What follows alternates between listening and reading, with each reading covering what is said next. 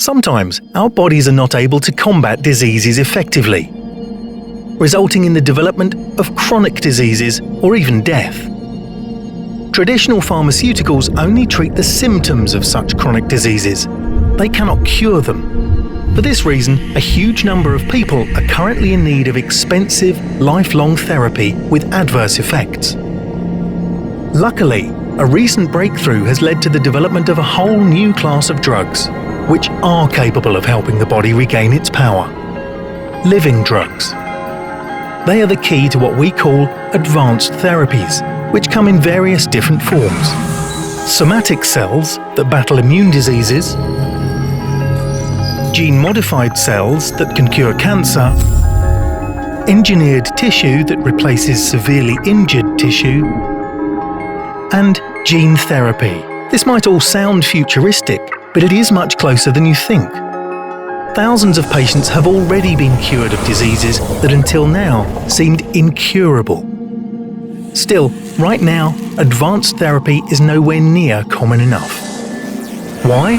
Because it challenges the tried and tested paradigms of conventional drug development. The production of living drugs is very different. Starting with just a sample of human tissue, they can be created in special clean room laboratories. What's happening in this example is that a minor subset of immune cells, so-called regulatory T cells, is being isolated from the blood sample. In our body, these T cells function as peacemakers.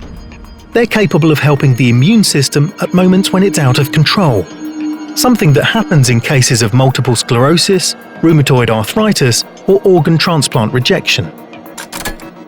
The T cells are isolated by a unique cell sorting system. Once sorted, the cells are activated and then allowed to rapidly reproduce under special culture conditions.